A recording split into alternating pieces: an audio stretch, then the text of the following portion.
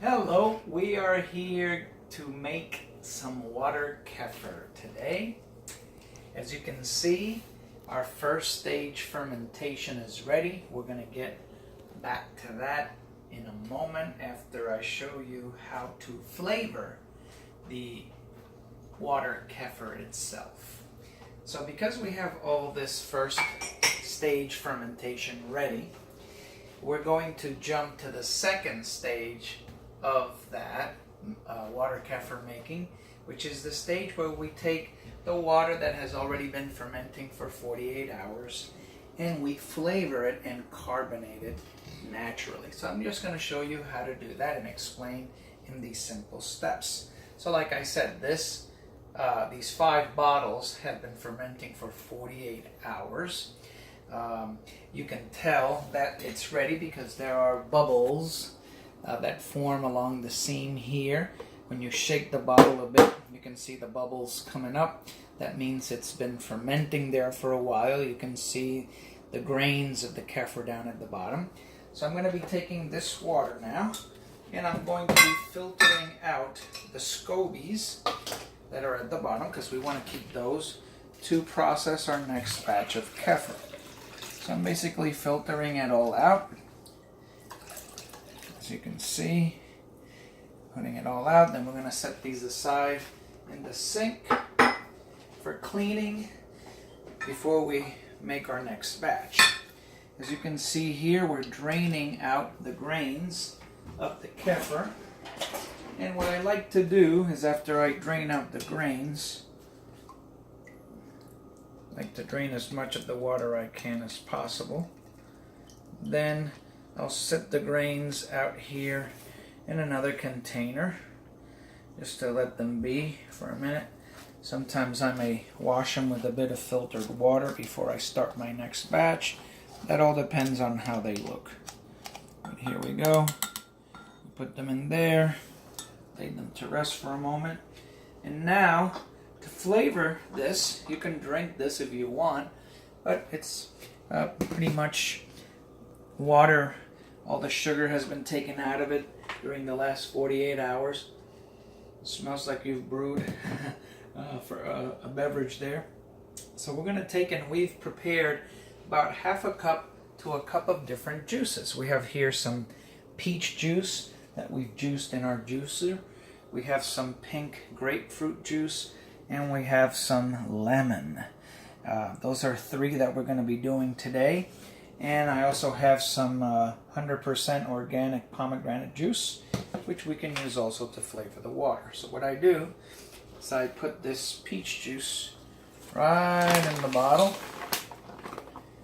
We still got some peach juice here in the cup, so I'll use some of this water from the first stage fermentation to drain it all out so that we don't lose any peach juice in the process. And since peach juice does contain a lot of sugar, the sugar is what's going to kick in the second stage fermentation. So while this ferments for another 48 hours, all the sugar in this is going to be gone, and you'll have a great peach-infused water kefir with some great probiotic action in there. We let that sit for another 48 hours, but it's very important at this second stage fermentation, since it's going to be fermenting for some time more, that you aerate, or as we say, burp these bottles every 12 hours. Very important to do that every 12 hours because this can be very powerful. As this is fermenting here, a lot of carbon dioxide gets produced, and so it's going to be under a lot of pressure here. And so every 12 hours you need to sort of pop the top, let it breathe a little bit. Sometimes it can get quite explosive if you're not careful. It can be very forceful. It might even spit some out at you. So you have to be, it's a learning process every 12 hours, especially during the last 12 hours. It can get very, very active, and it's very, very important to burp it even more frequently even more so than 12 hours. So at the end of 24 or 36 hours, you see it's very, very active. Don't wait until 48 hours to put it in the fridge. The fridge slows down the process of fermentation, and it might get in, and the fizz kind of calms down a little bit, but it's important to burp these. I've had these bottles burst on me, and we keep them in a little contained box. I'm going to show you later, just for safekeeping, because you don't want this to burst and get juiced all over the place. So anyway, this is peach kefir, getting ready to ferment for 48 hours. We set that aside, and we continue with the next batch. These bottles that I have are a little fatter, so I may use a little more juice on these than usual. This is the pink grapefruit that we're sticking in here. And this one is delicious. So we take the juice, put it in there. Love to lick that. Get the next bottle and filter out the scobies from here. It's good to kind of swirl it a little bit to get all the grains out of the bottle before we put them out to the sink to wash. So here we are, draining out the water. Now these grains look transparent. They look very white, very bright. That's because we've been feeding these with organic white sugar, evaporated cane juice sugar, so they get pretty bleached. If you feed them some brown organic sugar, as we're going to do the next batch, they get this golden color on them. It doesn't really matter. They're very, very active, but it's good to vary their diet so you can keep them happy. Don't use the same sugar all the time. Okay, once we got that there, now we're going to rinse off this pink grapefruit bowl that we used here. Get it all going in there. There we go. Okay, then we're going to pour the rest of the water. Now as you get close to the bottom, there's a mother down here that forms. Make sure you want to get all that in there so you don't get any granules stuck back here. And our pink grapefruit is done. We're ready for the next one. We cap it. So, we prepared 5 bottles of flavored kefir. I have pomegranate juice, lemon, pink grapefruit, and peach. Now, it's important for the lemon, if you're going to use a juice that has very little sugar like lemon or coconut water, that you add 1 tablespoon of some sugar. I like to use coconut sugar, organic coconut sugar. 1 tablespoon to the second stage fermentation. Because lemon juice has very little sugar, and so you want to keep the fermentation going and the carbonation, so I added 1 tablespoon of organic coconut sugar to this. These other juices have enough sugar in them to continue the second stage fermentation, so I didn't add any to that. And now we're going to prepare the first stage fermentation. That's the one I told you at the beginning of the video that we had already prepared. This is how we're going to do it. Here's where all my grains of kefir ended up, or my scobies as I like to call them. So I'm going to use, you can use between 1/2 and 1/3 of a cup. I find that 1/3 of a cup is very good. That way in 48 hours all the sugar that we're going to put in here is all fermented. So I fill up roughly about 1/3 of a cup here and put it in each of these containers in order to get another batch of first fermentation going. If the yeast are healthy and active, you're actually going to hear them. They're kind of popping. They smell pretty yeasty. That means that they're in good working order.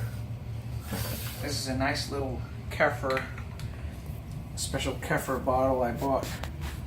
That's really cool, but they're kind of expensive, so that's why I only have 1. And so what we're going to do is, the Kefir bottle came with this handy little plastic spoon mixer that's good to kind of stuff these scobies in there through this funnel in this jar. As you can see, this jar is better. You don't need the funnels, but maybe I'll save up to buy some more bottles of those. It's important also that when you use a strainer, everything needs to be plastic. You can't use metal. The Kefir grains don't like metal of any kind, so as you can see, everything that we're using is glass or plastic.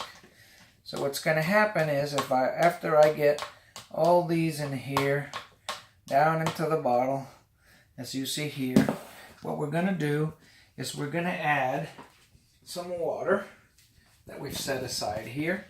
Now this water, it's been boiled, it's been filtered, so it doesn't have chlorine in it. Some people like to use mineral water that they buy. We've been using this filtered tap water for a long time and it works just fine. So I'm going to fill it up to about this line up here, which is nicely drawn on this glass jar. And we fill up these right up to about here too. It's about 32 ounces.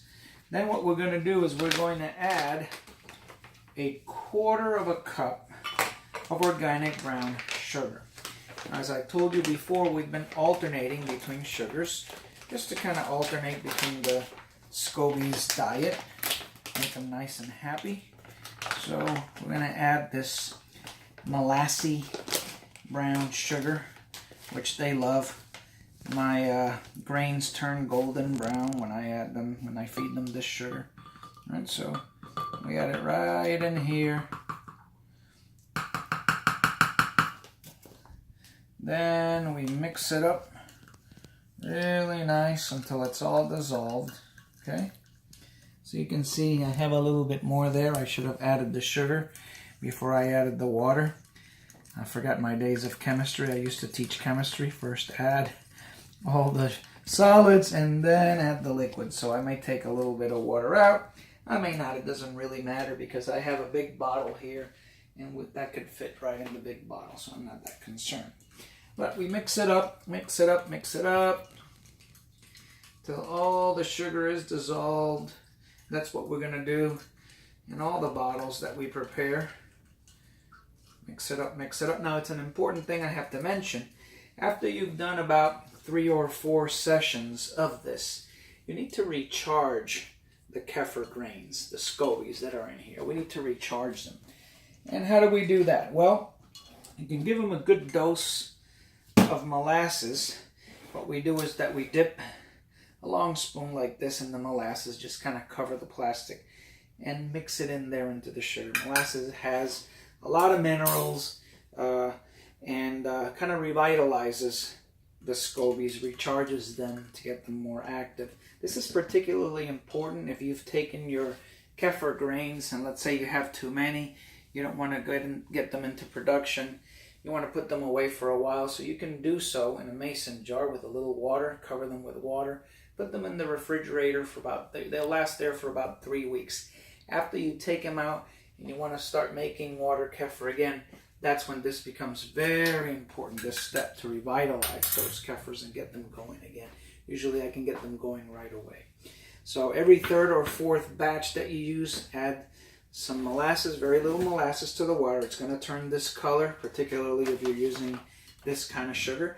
Since we alternate between the white sugar and the sugar with molasses in it, this may not be as important if you're using a lot of this molassy sugar. But if you're using just white sugars, it's important to recharge them with the minerals in the molasses.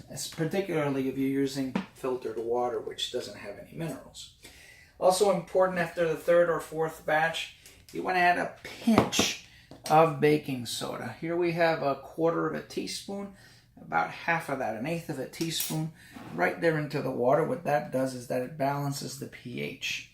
The Kefir grains thrive in a certain acidity in the water, and sometimes batch after batch after batch can get just a bit acid, too much acid for the Kefir grains to be happy.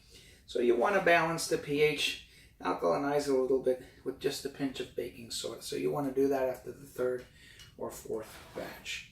So after we got it all nice and mixed up, what we want to do is that this particular water kefir bottle, or actually just any kefir you can make in here, milk or water kefir. What we do is that we close it up, and you want to leave it open so that the air can get aired and it can get to work in there. And what we do is we like to cover these glass ones with this cotton. Put it on there. Put a rubber band around it. That way flies and ants don't get in there. In order for flies or ants not to get in here, I kind of cover this with a cloth. So here I am. I'm going to make sure this is a little bit open. Cover it with a nice cloth. Put a rubber band on it. Now we're going to put it in a somewhat warm space here in your home. The warmer the better, because these water kefir grains, they thrive in warmth. Not too hard, but somewhat warm so they can get to work right away. We got the grains in these two bottles, so like I did before, I'm going to add a quarter of a cup of sugar to these kefir grains. This time I'm going to do it right. I'm going to add the sugar before I add the water. Make sure we get the water level right there. Got the water right in here. So we want to get it to about here, which in these bottles should be around 32 ounces. Okay. And that should be just enough sugar to the right amount of water kefir grains, or scobies as I like to call them, in order for them to eat up all this sugar in 48 hours and get it nice and fermented. Okay, so we're ready to go. What we're going to do is we have to shake them up. What I like to do is I have a cap.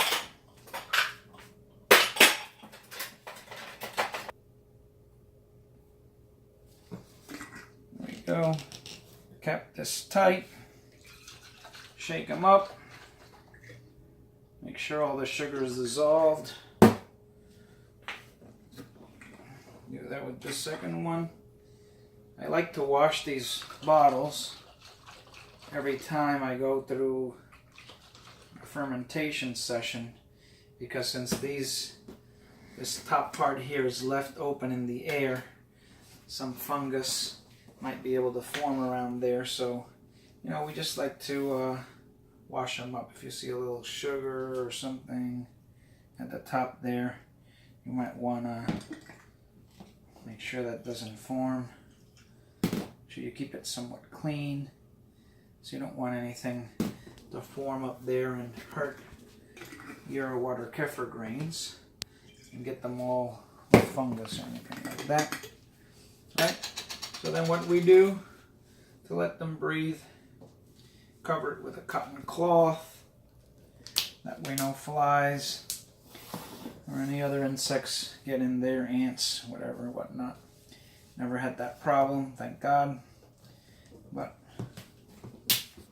got it ready, then you put it in that dark, warm.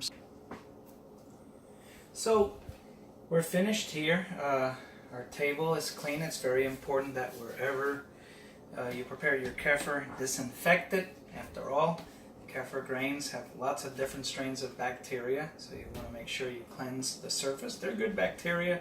You don't want them roaming around your house. Here we have some grains that were left over. After a few batches, you'll see they multiply pretty rapidly, so what I do is I cover them with water, put them in a mason jar, stick them in the fridge. They'll last there for about 3 weeks, which afterwards you should change the water, add a little bit more sugar so that you don't starve them to death. Thank you for watching the video. I hope that you are successful in making some water kefir. And make sure that after the second batch, while you're doing the second batch, the second stage fermentation, that you burp the bottles every 12 hours, or it could be quite dangerous. Have a great day. God bless you. Bye-bye.